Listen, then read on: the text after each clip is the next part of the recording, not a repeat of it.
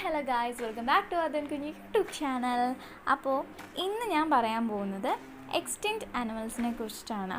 അപ്പോൾ one of the extinct ആനിമലാണ് dinosaur എന്ന് പറയുന്നത്. പിന്നെ woolly mammoth, sabre toothed cat, passenger pigeon, golden toad, ground sloth, ഇതൊക്കെ എക്സ്റ്റെൻഡ് ആയി പോയിട്ടുള്ള സ്പീഷീസ് ആണ്. അപ്പോൾ അതിനകത്ത് ഡൈനോസറിനെ നമ്മൾ കുറേ കേട്ടിട്ടുള്ളതാണ് അല്ലേ.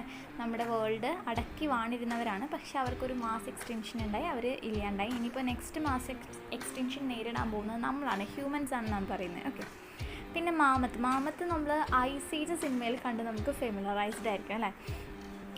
കണ്ടാൽ എലിഫൻറ്റിനെ പോലെ ഇരിക്കും, എന്നാൽ ക്യാരക്ടേഴ്സ് കുറച്ച് വ്യത്യാസമുണ്ട്. അവരും ഇതുപോലെ തന്നെ ഹ്യൂമൻ ഇൻവെൻഷൻ, നമ്മുടെ കടന്നുകയറ്റം മൂലം ഇല്ലാണ്ടായൊരു സ്പീഷീസാണ് മാമത്ത് എന്ന് പറയുന്നത്. പിന്നെ പാസഞ്ചർ പീജിയൻസ്, അതും ഇതുപോലെ തന്നെ നമ്മൾ കാരണം ഇല്ലാണ്ടായതാണ്. പക്ഷേ ഇതിനെക്കുറിച്ചൊന്നുമല്ല ഞാനിന്ന് പറയാൻ പോകുന്നത്. നമ്മുടെ മെയിൻ താരം എന്ന് പറയുന്നത് ഡോഡോ ബേർഡാണ്. അതായത് നമ്മൾ എല്ലാവരും ഏകദേശം പഠിക്കാൻ, നമുക്ക് സ്കൂളുകളിൽ പഠിക്കാനുണ്ട്, പിന്നെ അല്ലാണ്ട് തന്നെ നമ്മൾ കേട്ടിട്ടുണ്ടാവും ഡോഡോ പക്ഷികളെ കുറിച്ചിട്ട് അല്ലേ. അവരെ കുറിച്ചിട്ടാണ് പറയാൻ പോകുന്നത്. ഇവർ മൊറീഷ്യസ് എന്ന് പറയുന്ന ഒരു ഐലൻഡിലാണ് ജീവിച്ചുകൊണ്ടിരുന്നത്. അപ്പോൾ അവിടുത്തെ ഏറ്റവും ലാർജ് ആൻഡ് ഫ്ലൈറ്റ്ലെസ് ബേർഡ്സ് ആണ് നമ്മുടെ ഡോഡോ എന്ന് പറഞ്ഞത്. ഇപ്പോൾ കണ്ടുകൊണ്ടിരിക്കുന്നതാണ് മൊറീഷ്യസ് ഐലൻഡ് എന്ന് പറയുന്നത്. അവിടുത്തെ ഏറ്റവും വലിയൊരു ബേർഡാണ് നമ്മൾ പറഞ്ഞു അല്ലേ. അവിടെ അതിനേക്കാളും വലുതായിട്ടുണ്ടായിരുന്നത് ജൈൻറ്റ് ടർട്ടിൽസ് ആണ്, അതായത് ആമകളാണ് പിന്നെയും അവരെക്കാളും വലുതായിട്ട് വലിയ സൈസിലുള്ളത് കേട്ടോ. അപ്പോൾ ഇവർക്ക് അവിടെ എന്താണെന്ന് വെച്ച് കഴിഞ്ഞാൽ ഇവരെ പേടിപ്പിക്കാനോ മറ്റുമായിട്ട് വലിയ ആനിമൽസോ കാര്യങ്ങളോ ഒന്നുമില്ല. ഇവരാണ് ശരിക്കും മൊറീഷ്യസ് ഐലൻഡ് റൂൾ ചെയ്തുകൊണ്ടിരുന്നത്, അവിടെ നടന്നുകൊണ്ടിരുന്നത്. അപ്പോൾ പിന്നെ ഇവർക്ക് എന്ന് പറഞ്ഞാൽ തന്നെ പിടിക്കാൻ തന്നെ പിടിക്കാനായിട്ട് ആരും വരില്ലല്ലോ. സോ അതുകൊണ്ട് തന്നെ ഇവർക്ക് ഒട്ടും പേടിയില്ലാത്ത, അതായത് ഫിയർലെസ് ബേർഡ്സ് ആണ് ഡോഡോ എന്ന് പറയുന്നത്. അപ്പോൾ അത് തന്നെയാണ് ഇവരുടെ നാശത്തിന് കാരണമായതും. പിന്നെ ഇവർ ഫ്ലൈറ്റ്ലെസ് ആണെന്ന് പറഞ്ഞു. അപ്പോൾ അതിനുള്ള കാരണങ്ങൾ എന്ന് വെച്ച് കഴിഞ്ഞാൽ ഇവർക്ക് ഒന്നാമത് നല്ലതായിട്ട് ഫുഡ് സോഴ്സ് ഉണ്ടായിരുന്നു.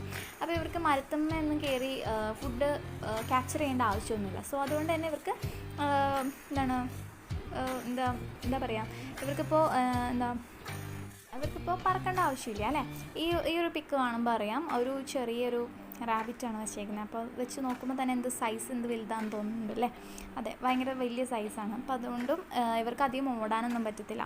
പിന്നെ കാൽവേരിയ ട്രീനെ കുറിച്ച് കേട്ടിട്ടുണ്ടോ? അതായത് ഈ ഒരു കാൽവേരിയ ട്രീയുടെ ഫ്രൂട്ട്സാണ് ഇവർ കഴിക്കുന്നത്. അപ്പോൾ ഇതിൻ്റെ സീഡ് ഈ ഡോഡോ പക്ഷിയുടെ ഡൈജക്റ്റീവ് ട്രാക്റ്റിലൂടെ കടന്നു പോയാൽ മാത്രമാണ് ആ സീഡിൻ്റെ ഡോർമൻസി ബ്രേക്ക് ചെയ്ത് ആ സീഡ് ജെർമിനേറ്റ് ചെയ്യത്തുള്ളൂ, അതായത് സീഡ് മുളയ്ക്കത്തുള്ളൂ.